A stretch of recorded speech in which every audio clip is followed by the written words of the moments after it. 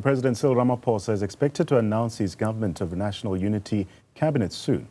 With the ANC only securing 40% of votes in the recent elections, the dynamics have shifted significantly. It also means accommodating the GNU partners will be key to adding to complexity to an already changing task. For more on this, we are joined by Mametlwe Sebei, who's a lecturer at Unisa. Mr. Sebei, a pleasure to have you on the program this afternoon. I want to begin by getting your perspective on the GNU. What are your thoughts on this arrangement as it applies to the new cabinet? And how effective do you think this approach will be in really addressing South Africa's current challenges? Firstly, I think we should be very clear. I mean, the whole GNU is a device to conceive what really is the essence of this coalition government, which is a pact between the ANC and the DA. Because although it's called a GNU, when you look at... Your sound is not the best. Can I just ask you to adjust your mic, please? Okay. Yeah, it's against your jersey. Can you hear me now? Loud and clear. You can go ahead. So I'm saying it is the pact between the DA and the ANC in essence. And I think the whole GNU was a device to really get around the massive opposition within the ranks of the ANC, but also within the ranks of the black working class, over the idea that really the ANC is going into an alliance with the DA. And when you look at the statement of intent, what is very clear is that although they call it GNU, the reality is that there are two parties that anchor that particular, that will be anchoring this particular GNU, and that is the ANC and the DA. But also, when you look at the decision-making, right? They say that decisions will be taken on the basis of consensus, failing which a sufficient consensus, which would be on the basis of 60% of the representation in the National Assembly, which means it will only be possible on the basis of the agreement between the ANC and the DA. And that gives a DA effectively a veto over any legislation, over any policy, over any appointment of the ministers.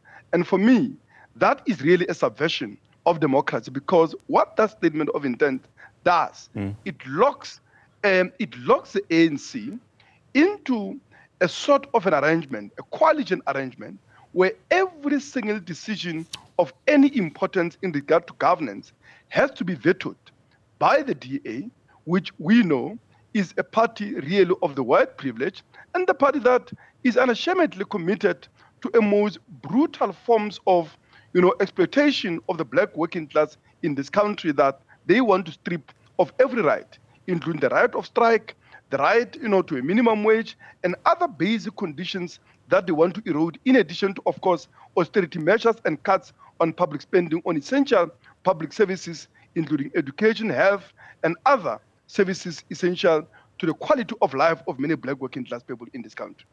With these introductory remarks in mind, can you explain the constitutional provisions that really allow for the appointment of ministers from outside the National Assembly? And how might this influence the selection of Ramaphosa's new cabinet? Well, yes, Ramaphosa does have, the president does have a prerogative of appointing a certain, amount of ministers from outside of parliament. And of course, as we have seen, there's been a serious lobbying by the bourgeois class, by the monopoly capitalists. There is a talk about the market and so on. And I think the whole talk about the market is so mystified that it's almost as if it's a law of nature, that these markets are not made really of, social interest with a vested material interest in the economic policy and how the distribution of the wealth of society actually is allocated through a government policy in particular. And what we are seeing here is, the pressure on the ANC to go into alliance with the DA, but under terms, which basically translate into this, that you are going to be using the overwhelmingly black working class vote to actually appoint a white party as a government that has been rejected over 30 years by the overwhelming majority of the population. I mean, I'm just looking at one of the statements. Let me just digress there. I mean, it's a statement from the so-called, is an Everest something like fund, one of these funds that are supposed to be giving opinion about the feelings of the market.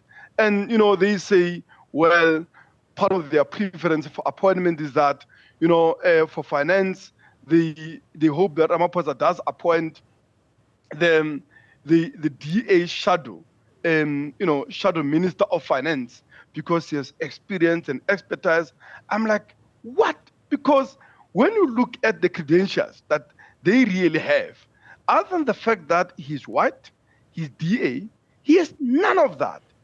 The person that is shadowing has an extensive experience of being the minister, one. Two, even in terms of academic qualifications, the DA person has at best MBA and whole lots of certificates that you obtain after, attending workshops and other things and so on.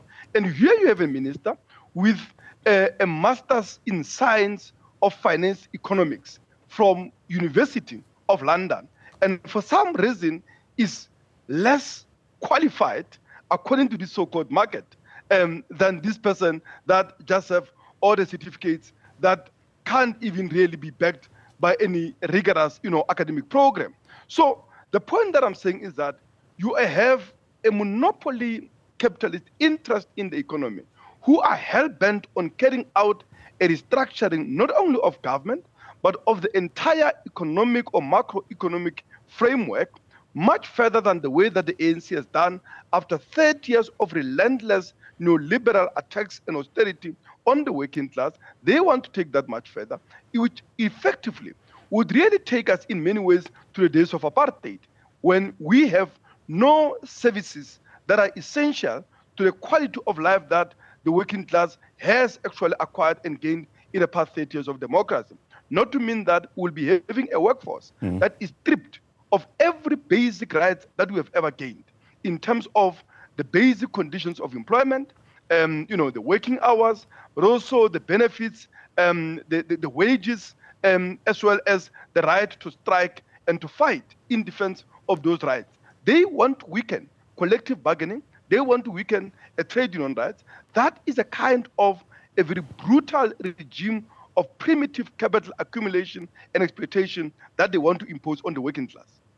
So it would be amiss of me not to ask you about the most recent news that's come in right now. And that's the inclusion of 58 members of the Umkhonto we Sizwe party into Parliament. They're expected to be sworn in very soon. What do you make of these developments, especially considering that they didn't make the first sitting of Parliament, and looking into the dynamics of that? Well, Umkhonto we Sizwe, misled itself in terms of its legal opinion with regard to what would be the meaning of their absence in the first sitting of Parliament. It was always a misguided and misinformed tactic.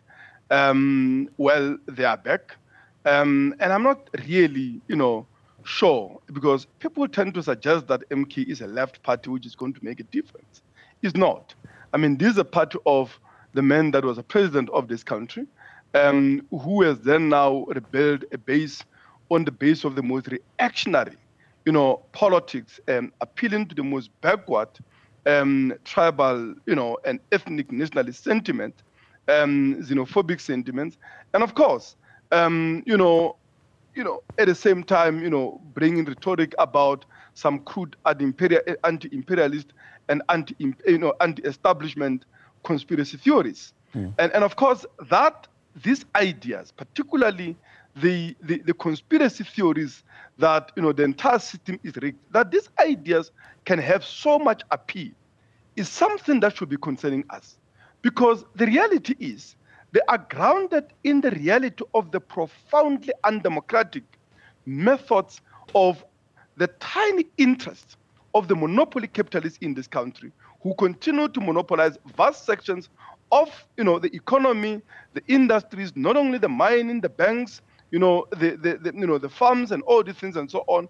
And of course, they are using their levers or control over levers of economic power, particularly the financial markets, to blackmail all of us with a threat of collapsing rents, with a threat, a threat of taking the money out of the economy and therefore disrupting the entire economic life of the country and so on, in order to impose the interest that are the interest of the tiny, tiny, tiny and consistently dwindling, class of this elite that has monopolized economy, and they can't present their interest in an open public discourse, and they rely on this kind of blackmails and the mystifications of the so-called markets, which is a naked, crude, material interest of this particular elite that cannot present its interest in an open political discourse. It cannot even field its own candidates because in reality, it has no social base.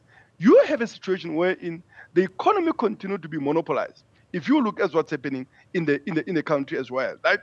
Predominantly white, but also a foreign capital, which in many ways is also further, of course, their situation worsened by the fact that despite the class, the fact that they are not only separated by the class condition that is the reality of the vast majority of the population, but also the fact that racially and culturally, they are just not at war. Unfortunately, they have not succeeded. Unfortunately, we have run out of time for this interview. Let me thank my guest, Mametlwe Sebei. He's been giving us his thoughts, especially around the formation of a new government or cabinet that's expected to be announced soon.